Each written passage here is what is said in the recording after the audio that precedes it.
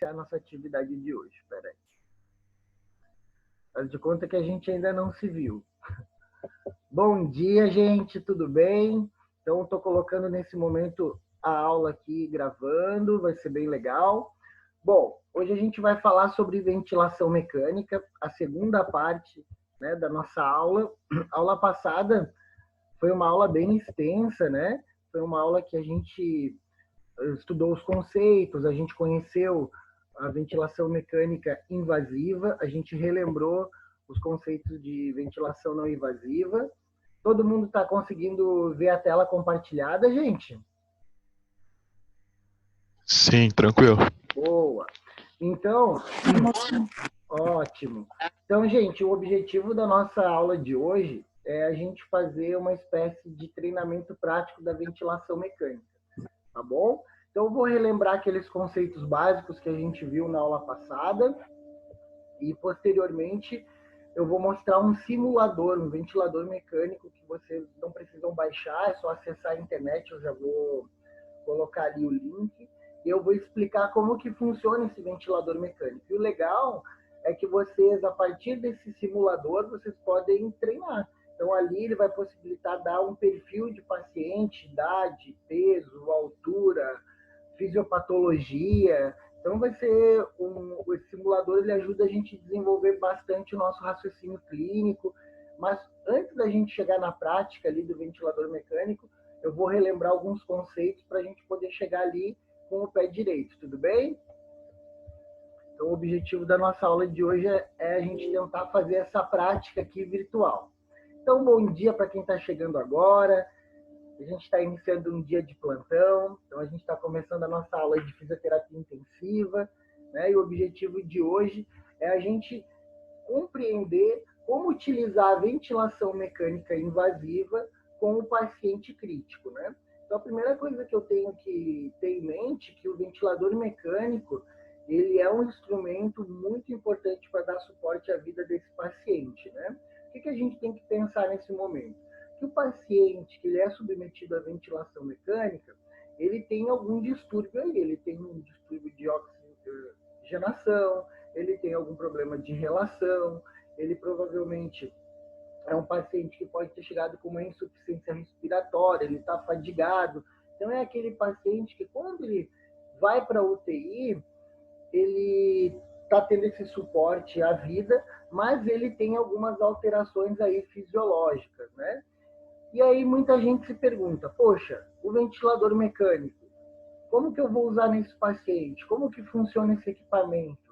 E agora, para que serve aquela onda de cima? O que é a onda do meio? Está certo? Está errado? Então, hoje a gente vai entender como que a gente vai organizar um raciocínio clínico. Então, eu montei um script aqui, que é um script que eu passo para a galera do estágio. Então, é como se hoje fosse o nosso primeiro dia de plantão no Hospital de Caridade, lá na UTI. Então, a primeira coisa que a gente precisa contextualizar e relembrar, quem é o nosso cliente, né? Independente agora da fisiopatologia, todos esses pacientes eles vão ter algo em comum, né? Eles vão estar sobre o uso de medicações, né? Sobre drogas vasoativas, ele vai estar usando uma sedação, ele está utilizando antibiótico, às vezes de largo espectro. São pacientes que, para receber essas drogas, eles vão necessitar de acesso venoso central ou periférico.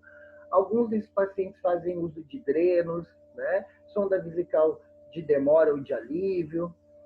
Se esse paciente está utilizando uma ventilação mecânica invasiva, provavelmente ele não vai ter uma interface, mas sim um tubo orotraqueal ou uma TQT, né? Uma traqueostomia.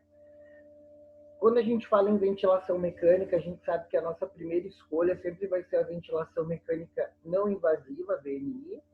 Se esse paciente, ele, por algum motivo, ele descompensou, não é possível a gente melhorar a questão da mecânica ventilatória e a oxigenação do paciente através dessa modalidade de pressão positiva, a gente vai passar para a ventilação mecânica invasiva, no qual o paciente é submetido à intubação. E esse paciente, ele vai ser constantemente monitorizado, ele vai ter uma monitorização em 24 horas. Então, em tempo real, a gente tem um monitor no box e um outro monitor que que está passando os mesmos dados ali do box paciente lá na enfermaria, tá bom? Então vamos imaginar que agora nós estamos chegando no plantão e a gente vai abrir o nosso sistema. Aí tá ali a minha mão, ali eu fiz um hang loose ali já para dar um bom dia, uma aloha, né? Então quando a gente está iniciando o nosso plantão, a gente usa um termo chamado busca ativa. A busca ativa significa o quê? Eu tenho que ver o que o meu paciente tem. Então eu vou criar uma situação, um problema aqui. A gente está procurando, né? Deixa eu só ver o nome do paciente aqui, o Isaías, né? O seu Isaías, paciente que chegou com um quadro de broncoespasmo, ele é um asmático crônico, está num quadro exacerbado, chegou com o famoso, como diz o manezinho, né? Chegou com pianço, estava desaturando, estava super fadigado. Então, essa que foi a indicação aí. Como ele é suspeita de Covid, ele já foi removido para a UTI do Hospital de Caridade para o setor de isolamento. Então, ele está lá dentro do aquário, né? Então, antes de eu dar o meu bom dia para o paciente, é importante eu fazer um check-in através do sistema TASI, que eu já até comentei com vocês em outra aula, né? Que é um sistema onde vai ficar registrado todas as condutas da equipe multidisciplinar. Então, eu vou analisar no TASI o quê? A história pregressa desse paciente, o que ele tem, qual é o diagnóstico clínico desse paciente, qual é as comorbidades que esse paciente apresenta, né? Então é importante eu entender a doença do paciente, compreendendo, né, a fisiopatologia dessa doença, eu já vou saber aonde que eu tenho que atuar. Mas para a gente fazer uma ação efetiva, eu preciso correlacionar alguns dados aí muito importantes, que esses dados vêm através dos exames complementares e dos exames laboratoriais, né, gente?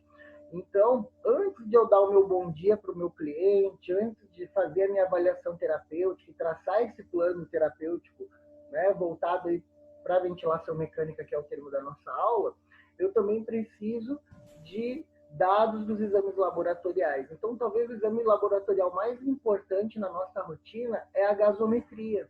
Por quê?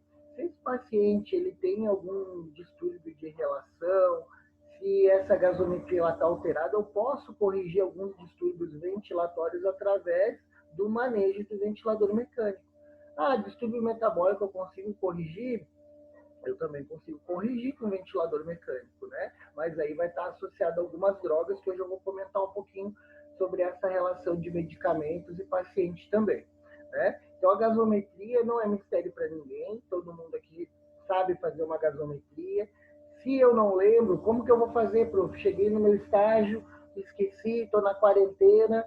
Lembra que eu comentei para vocês lá no início do semestre para a gente baixar o aplicativo? Então, baixa o aplicativo, lá a gente tem aplicativos voltados para fisioterapia intensiva, que vão nos dar suporte não só na verificação da gasometria, mas como buscar um peso predito, o que é um peso ideal, qual é o volume que eu vou colocar lá no ventilador mecânico.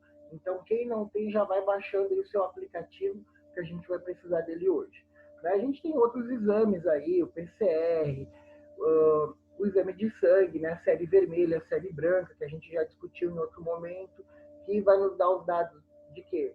A série branca, quando ela está alterada para mais, é sinal que esse paciente está sendo invadido, né? O sistema imunológico dele está baixo, o corpo dele está lutando contra um agente etiológico, um vírus, uma bactéria, um fungo, né?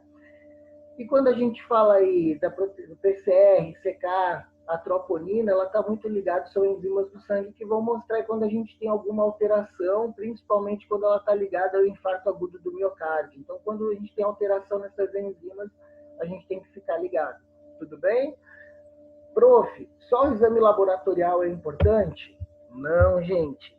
Talvez mais do que o exame laboratorial, que a gente tem um aplicativo para nos auxiliar, para nos dar esse suporte na compreensão, os exames complementares, eles são fundamentais. A gente até teve uma aula lá no início do semestre, fazendo um remember, né, dos conceitos básicos aí de anatomia radiológica, os princípios da radiologia, né? Então, eu gosto de pensar que o raio-x de tórax é uma foto, né? E essa foto me permite ver o tronco, e o tronco está subdividido em tórax e região abdominal. A A gente sabe que o que divide esse tronco é o músculo diafragma. Então, a gente sabe que o que está acima do diafragma é o sistema cardiorrespiratório. O que está abaixo do músculo diafragmático aí, a gente tem os órgãos que compõem aí o sistema digestório, o sistema urinário, enfim, aí todos os demais órgãos a gente vai encontrar aí nessa região subdividida em quadrantes. Tudo bem? Então, o que eu preciso lembrar para quem está chegando agora, para quem está buscando lá no seu HD interno, né? O que eu vou ver num raio-x? A gente sempre costuma falar o seguinte: raio-x é o melhor amigo do fisioterapeuta, principalmente aquele fisioterapeuta que está na UTI, que está no hospital e vai usar uma ventilação mecânica invasiva. Então, antes de eu proporcionar um ajuste da ventilação mecânica, eu preciso entender quem é esse paciente. Então, a gente já sabe que pacientes pediátricos, o esqueleto ele é fibrocartilaginoso, então a gente vai ver uma imagem radiológica com um tom de cinza, a gente vai perceber que as extremidades ósseas não vão estar consolidadas, não tem processo de sinostose, dá a impressão que aquela imagem radiológica ela tem alguma alteração, alguma fratura, mas a gente já sabe que o paciente pediátrico vai acontecer isso. Paciente adulto, jovem, saudável, o esqueleto tem que aparecer radiopaco, tem que aparecer branco, ele está rico em sais minerais. Quando esse paciente ele é um adulto velho, principalmente do gênero feminino, no período que a partir da menopausa, né, o paratormônio da mulher fica meio lelé da cuca. Ele é responsável por regular a calcitonina, a quantidade de cálcio, né, dentro dos tecidos. E aí esse hormônio ele não é mais tão efetivo, em vez de ele estocar, ele acaba doando essa quantidade de sais minerais e as mulheres entram em quadro de osteopenia, né? Sem exceção. Nós, homens, também podemos entrar no quadro de osteopenia, mas não é a mesma relação, né? Infelizmente, o gênero feminino ele é mais prejudicado em relação à matriz óssea, né? Então, eu preciso também ter essa noção de como está a matriz óssea do meu paciente, até porque se eu tiver que fazer alguma manobra, né, de reexpansão pulmonar, se eu tiver que muitas vezes submeter esse paciente a um determinado procedimento, eu preciso entender como é que está essa matriz óssea, né? E se esse osso está muito frágil, se a paciente tem uma osteoporose, já tem uma osteopenia aí, eu tenho que tomar cuidado, porque o Matheus, por exemplo, que é um cara aí do treinamento funcional, cara sarado, tá aí na quarentena aí, fazendo treino, né? Tá super forte, vai lá, vai fazer uma manobra de compressão, descompressão, faz uma fratura na costela da paciente. Às vezes essa fratura pode perfurar o campo pulmonar e fazer um hemotórax, né? Então tem que estar ligado nisso. Prof, pensando no esqueleto, o que o esqueleto pode me dar de informação aí e que é pertinente à ventilação mecânica? A caixa torácica ele é um arcabouço ósseo, né? Então, quando eu estou olhando essa imagem aqui, eu percebo que eu tenho espaços intercostais. E quando esse pulmão está insuflado, a gente consegue ver bem definido isso. Quando o paciente está expirando, esse arco costal ele diminui, que é o movimento de alça de balde, né? E braço de bomba. Na UTI, muitas vezes o paciente está sedado, né, gente? E o paciente ele não consegue fazer uma inspiração seguida de uma apneia para o técnico em radiologia captar a imagem para a gente. Às vezes o paciente está sedado, o técnico vai colocar e vai posicionar ele da melhor maneira possível e vai fazer o raio, né? Vai fazer o exame radiológico. Às vezes esse exame pode não estar tão adequado, ok? Beleza. Outro ponto que eu vou avaliar aí, eu vou avaliar o que está dentro desse arcabouço, né, gente? Então, eu vou avaliar o campo pulmonar, vou avaliar o espaço mediastino. Então, a primeira coisa que eu preciso ver é o campo pulmonar. Então, esse campo pulmonar ele tem que estar livre, ou seja, eu tenho que ver a base do pulmão, eu tenho que ver o ápice do pulmão, né? Então, quando eu consigo ver essa área bem delimitada, já é um ponto positivo. Então, eu tenho que ver na base desse pulmão as duas pontas que eu vou chamar de seio costofrênico e seio cardiofrênico. Desculpa, tá, gente? Agora aqui, na imagem 2, a gente tem o espaço mediastino, o local onde está, né, localizado a nossa bomba cardíaca, o coração, né? Então, essa silhueta cardíaca, ela é muito importante, Por quê? É ali que a gente vai ver como que está a anatomia desse coração, né? Só que eu tenho que tomar um certo cuidado, porque pacientes que fazem exame de tórax no leito, é aquele paciente, como eu falei para vocês, ele está sedado, é um paciente que às vezes não está tão colaborativo, às vezes ele nem sabe que ele fez a imagem radiológica e o técnico disparou o raio na hora que ele fez uma respiração. Aí esse arco postal ele pode estar diminuído, ele pode estar rodado, o coração ele vai ficar maior, a gente tem um falso positivo. O que é isso? É um termo que a gente usa na anatomia radiológica, tá parecendo que o paciente tem uma cardiomegalia, mas não é isso. Desde o mau posicionamento associado a essa respiração, o coração ele fica mais evidente, né? E pensando em tecidos moles, toda vez que o coração aparece numa imagem radiológica, ele vai aparecer radiopaco, porque ele está cheio de fluido, ele está cheio de sangue, né? É um tecido mais denso. O campo pulmonar saudável ele tem que aparecer radiolúcido, radiotransparente, porque ele está repleto de ar. Então, o pulmão saudável tem que estar preto, tem que estar escuro, né? Se esse pulmão ele aparece branco, aparece velado para a gente não consegue ver, provavelmente aí ele tem alguma substância dentro dele. Ou é sangue, ou é líquido, ou é secreção, alguma coisa está ali envolvendo esse tecido. Tudo bem? O que a gente tem que observar na imagem radiológica antes de entrar lá na ventilação mecânica, né? Eu vou observar como é que está o tramado. Então, eu tenho que ver a questão do hilo pulmonar, eu tenho que observar se esse paciente apresenta infiltrados bilaterais, ou seja, arranhaduras, né? Parecem rachaduras no pulmão. E essas rachaduras, né? Essas arranhaduras, elas aparecem sempre radiopacas, então é sinal que tem alguma obstrução ali, tem secreção, né?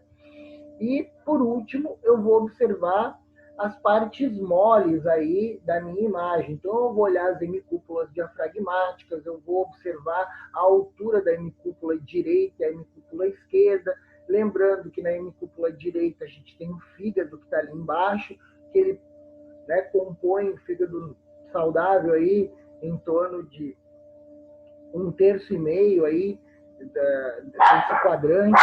Quando tem o aumento, né, do músculo diafragmático, perdão, quando tem o aumento do órgão, né, tem uma esplenomegalia, aumento do fígado, né, esse fígado ele aumenta a sua área e aumenta a hemicúpula diafragmática direita. Outro ponto importante para eu analisar aí, a hemicúpula diafragmática, né, esquerda. Então, lá na hemicúpula diafragmática esquerda, a gente tem aí o estômago, e o fundo do estômago está voltado para cima. Então, às vezes, no raio-x de tórax, a gente pode encontrar abaixo da hemicúpula esquerda uma bolha gástrica, né? E é sinal que esse paciente aí, ele está em jejum, ele recebeu pouco volume, então o estômago do paciente ele está praticamente vazio. Pensando em tecidos moles, eu vou olhar a questão dos arcos costais, eu vou observar também o complexo do ombro, né? Essa cintura escapular, a disposição dos ossos, né? Essa matriz óssea. Então, tudo isso eu vou levar em consideração. Nessa imagem radiológica, se a gente observar, prestar bem atenção, a gente consegue observar no centro ali a traqueia, a gente consegue ver a base, a carina, né? Que é a bifurcação que vai dar origem ao bronquiofonte principal, esquerdo e direito. Então, uma imagem radiológica que ela está bem bonita de se ver, né? Para quem chegou agora, para quem está se questionando, prof, por que eu preciso entender de imagem radiológica, por que eu estou revendo esse raio-x de tórax? Por quê? Se eu consigo interpretar bem, eu vou saber se a ventilação mecânica ela está sendo efetiva ou não. Porque, por exemplo, esse paciente aqui, eu peguei o raio-x do primeiro dia de estágio, olha lá como é que estava o pulmão do paciente, né? Eu não consigo definir muito bem aí a base do pulmão, está todo velado, o espaço mediastino ali está desconfigurado, né? É um paciente pós-operatório cardíaco, a gente consegue ver que tem um achado radiológico, né? Ele faz uso de um marca-passo. Então, paciente que está sendo submetido à ventilação mecânica. Então, ele recebeu essa pressão positiva. Olha como é que ficou o pulmão do paciente em menos de 24 horas. A gente já consegue ver uma configuração melhor desse campo pulmonar, já consigo ver bem o ápice, já consigo ver a parte média do pulmão, e a base ainda não consigo ver muito bem, mas ela já está começando a se apresentar. Então, terceiro dia de ventilação mecânica, menos de 72 horas.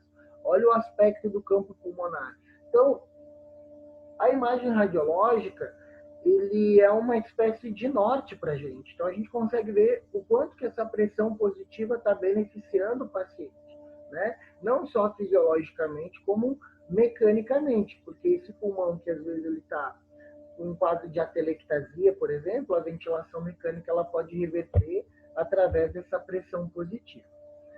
Bom, como é o nosso primeiro dia de estágio aí, um ponto a gente tem sempre que levar em consideração, né? Quando a gente vai escolher um modo ventilatório, né? Eu vou analisar um ventilador mecânico, eu estou avaliando meu paciente, dando bom dia para o paciente, vendo se esse paciente ele tem um despertar, e principalmente vou olhar lá na parte superior lá, né? O monitor, né? Vendo os sinais vitais do meu paciente, eu preciso ver o que ele está consumindo de droga. Por quê? Se vocês pararem para analisar ali, a gente tem uma série de medicamentos ali, Precedex, soro fisiológico, fentanil, propofol, noradrenalina, midazolam. Gente, não se preocupem em decorar o nome dos medicamentos, volume, ação, porque isso lá no estágio, quando a gente se encontrar, eu vou falar sobre cada medicamento, para que serve, quando que se usa. Mas o que eu preciso saber nesse momento? Que a bomba de infusão, ela é um instrumento que vai ajudar a dar uma dose correta num volume adequado, num período de tempo ideal para a ação que a gente precisa. Por que eu estou comentando isso, gente? Porque os medicamentos, eles estão classificados aqui em 4 grandes grupos, né? A gente tem o grupo dos opioides, né? O grupo dos opioides, o fentanil, tramadol, morfina, eles são medicamentos que eles vão proporcionar para o paciente analgesia, redução da dor. Ele tem uma sedação, ou seja, o paciente ele vai ter uma diminuição do nível de consciência, mas principalmente os opioides eles deprimem o sistema respiratório. O que é essa depressão do centro respiratório? É a retirada do drive do paciente, ou seja, o tronco cefálico, principalmente ali a região do bulbo e da ponte, eles não vão ter uma atuação tão grande, e aí é o momento em que o fisioterapeuta, junto com o ventilador mecânico, passam a fazer uma determinada função, que é ventilar o paciente. Então, se o paciente está utilizando fentanil em volume elevado, ele além de estar recebendo uma analgesia, ele tem uma depressão do sistema respiratório, ele não vai ter drive. Então, por exemplo, se o paciente está usando um fentanil, o fisioterapeuta tem que deixar o ventilador mecânico no modo controlado. Ou seja, os ciclos ventilatórios, quem vai pré-determinar é o fisioterapeuta através do ventilador mecânico. O paciente ele não vai ajudar em nada, tudo bem? Agora, se esse paciente ele está utilizando outros tipos de medicamento, né? Como um Precedex, que faz analgesia, que faz sedação e que não tem uma atuação tão grande no centro respiratório. Precedex é uma droga, por exemplo, que é utilizada numa intubação, utilizada num procedimento rápido. É quando o médico, às vezes, quer proporcionar para o paciente analgesia, precisa de uma diminuição do nível de consciência rápida, com um efeito rápido, mas de curta duração. Então, nesse caso, eu poderia estar utilizando, vou dar um exemplo, uma ventilação assisto controlada, porque o paciente ele não está perdendo a atuação do centro respiratório, ele tem um drive presente. Então, o raciocínio clínico é mais ou menos em cima disso. Existem drogas que vão atuar mais no centro respiratório, alterando o drive do paciente, outros medicamentos não, né, gente? Então, só para a gente fazer um fechamento aí desse remember de farmacologia, existem alguns termos que vocês vão escutar muito dentro da UTI e alguns artigos ou videoaulas que vocês vão assistir por aí, vocês vão utilizar esses termos, né? Sedação. Então, quando o paciente ele é submetido a uma sedação, a gente já sabe que essa sedação ela tem três componentes, né? Ela tem um componente de analgesia, ela tem um componente de redução de nível de consciência e algumas sedações podem atingir o quê? O centro respiratório, né? Quando que a gente entra com uma sedação? Quando o paciente apresenta um quadro de ansiedade associado ao quê? A uma síncope, né? Aquele paciente que às vezes ele vai ter uma taquipneia, vai ter uma taquicardia, né? Então ele vai se beneficiar com a sedação, né? Algumas dessas drogas pode gerar o que a gente chama de delírio, né? Ou até mesmo agitação, porque o paciente, como está fazendo uso de uma droga, de um opioide, às vezes ele está ali num sonho, às vezes aquele sonho ele pode ser um sonho confuso, né? Então, às vezes a gente conversa com o paciente às vezes não te reconhece como fisioterapeuta, ele acaba te falando uma série de coisas totalmente incoerentes, né? Fora da realidade. Depois que passa aquele período ali de internação da UTI, de desmame da ventilação, de desmame dos medicamentos, o paciente ele tem um despertar consciente, te dá bom dia e nunca te viu na vida. Mas como eu estou cuidando do senhor já há uma semana? Porque os medicamentos eles podem gerar esse delírio, né? E o principal, né, gente, quando a gente fala em medicação e ventilação mecânica, a gente tem que priorizar o despertar do paciente. Então, hoje, o médico intensivista, existe uma corrente muito viva dentro da UTI sobre o despertar do paciente. O que é isso? Da mesma forma que a gente precisa evoluir na ventilação mecânica, o médico ele também precisa evoluir na prescrição médica. O que significa isso? Se o paciente ele recebe níveis menores de sedação e a retirada da sedação ao longo do dia, esse paciente ele passa a despertar, ele passa a voltar a ter o seu drive respiratório e, consequentemente, se a pessoa está lúcida, ela está orientada, ela tem nível de consciência, ela passa a ter o drive, o fisioterapeuta ele consegue tirar de um modo controlado para um modo assistido ou para um modo espontâneo. Tudo bem? Aí a coisa agora começa a fazer um pouco mais de sentido, né, gente? Então, o que pode fazer com que esse paciente vá para a UTI e ele seja submetido a essa ventilação aí mecânica que eu comentei inicialmente, né? Esse paciente ele pode ter uma alteração aí na ventilação-perfusão, então é aquele paciente que muitas vezes ele não está conseguindo realizar a hematose, né? Aquele paciente que tem uma hipoventilação alveolar, então é aquele paciente que provavelmente ele chegou lá com um quadro de insuficiência respiratória aguda, né? Paciente que muitas vezes é um paciente que tem um padrão mais restritivo, obstrutivo, ou pela fisiopatologia da doença que ele tem, como o DPOC, ou às vezes o quadro que ele apresenta no momento, como um edema agudo de pulmão, às vezes agora com essa onda aí do Covid, paciente que vai evoluindo rapidamente para síndrome da angústia respiratória, né? E distúrbios de difusão, que é a alteração aí ou perda da superfície membrana alvéolo-capilar. Quando que isso acontece? A gente tem um exemplo aí da doença pulmonar fibrótica, mas um outro exemplo que pode acontecer, o paciente, por exemplo, que tem suspeita de Covid, que faz um quadro inflamatório grande no pulmão, aquele paciente que os pulmões eles ficam repletos de líquido, o que acontece? Esse aumento da atividade mucociliar interfere na função do pneumócisto tipo 1, do pneumócisto tipo 2, que é o surfactante. Então, o que vai acontecer? Esse pulmão ele não vai estar fazendo uma boa distensão alveolar, o paciente não vai estar conseguindo fazer a hematose corretamente, e isso aí é muito ruim, né, para o paciente. Então, pode acontecer esse distúrbio de difusão. Gente, falta 2 minutinhos para a gente terminar esse primeiro round, tá bom? Então, eu vou aproveitar aqui para a gente iniciar a programação da ventilação mecânica. Quando a gente terminar esse primeiro round, eu vou pedir, por gentileza, que vocês acessem novamente para a gente dar continuidade. Tudo bem?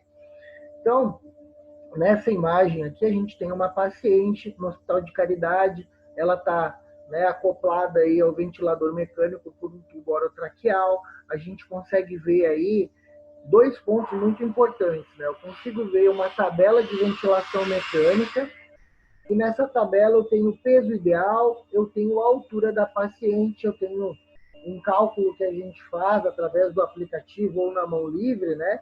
Que a gente calcula, né? Esse peso ideal. Esse peso ideal vai nos dar o quê? Um dado muito importante, que é o quanto que eu posso ventilar esse paciente. Né? Então, quanto que eu vou dar de volume ou de pressão de suporte. Então, a gente tem ali o número, 336 a 448. Então, eu já sei que para eu poder ventilar com segurança e não gerar um barotrauma, um pneumo, né, um volutrauma, eu tenho que estar ventilando dentro dessa margem, ok? Então, eu vou parar por aqui e daqui a um minutinho eu estou reiniciando aí a aula. Tudo bem, galera? Tranquilo? Tranquilo, professor. Beleza. Beleza, tá faltando, né, Rock?